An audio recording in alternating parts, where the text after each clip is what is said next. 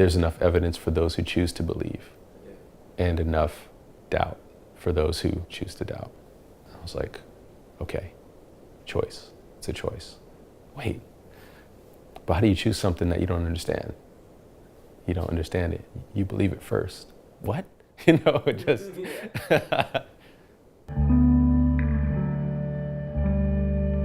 Life was hard where I grew up. We always lived in sort of on the margins of society.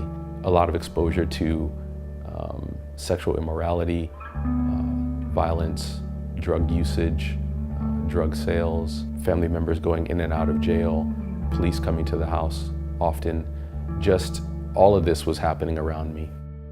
Once things fell apart with my father, my mom stepped into a relationship with a man who was really a product of the same types of environment. And so I grew up really seeing my mom be physically abused on a regular basis. You know, I remember the screams, I remember the shouts, I remember hiding under my bed, wishing that I were bigger and stronger.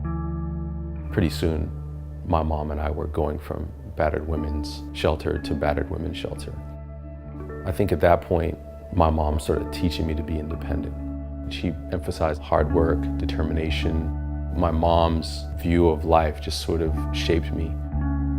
I felt that my achievement was going to be the way that I would make my life worth something.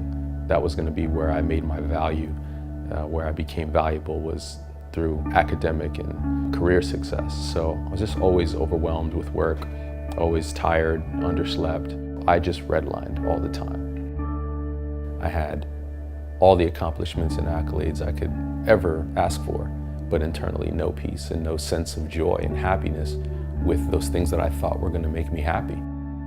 And I started to sort of be on this collision course with my mortality and what I had accomplished and what I needed to accomplish, I felt, before I died.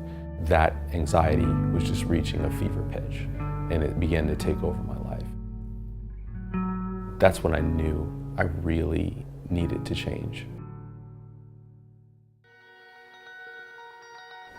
When I was 24, my wife and I took a trip around the world. We took this trip primarily to search for God. But I had no idea who he was. I didn't believe that he was Christ. I didn't believe that he was God of the Quran. I really just needed direction. About halfway through the trip, we were in the Philippines, and I bought a Bible. One of the things I really wanted to do on this trip was read the Bible, beginning to end. I prayed continuously every day, God, if this is your word, please make it plain, and if this is not, please make that plain. I got to a particular passage in the Old Testament that I could not read past. Every time I tried to read it, I fell asleep. I tried 20, 30, 40 times. Something supernatural is happening here. This was not the book that God wanted me to read. So I stopped reading the Bible, and I stopped considering Christianity a real option. Spiritually, I became numb. At the same time, my wife started to take a strong interest in the church, and I started watching her become a Christian.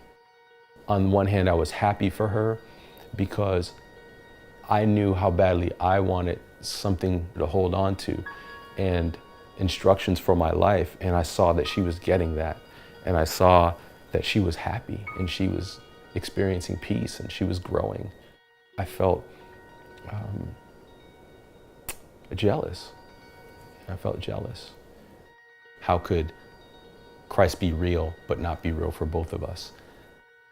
A big turning point occurred when I watched the Bible series on television. I heard the Jesus story. I became compelled by Jesus. I needed to learn more. I decided to go to church to help me understand if this amazing story was true. God left me with the clarity that coming to Jesus wasn't a supernatural thing like what I had experienced in the past necessarily. It was more of a choice. I took a walk and I washed my mind and cleansed my old thinking with these new thoughts.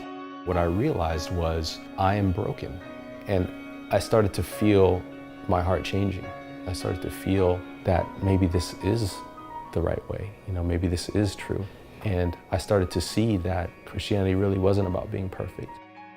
All the performance anxiety began to fall away. All of the need for control and for perfection and achievement, it began to fall away. I experienced that peace, that level of peace. That's the peace that I always wanted in my life.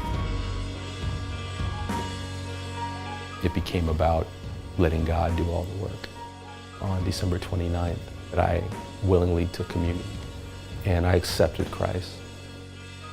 I think the biggest lesson that I've learned is never ever give up.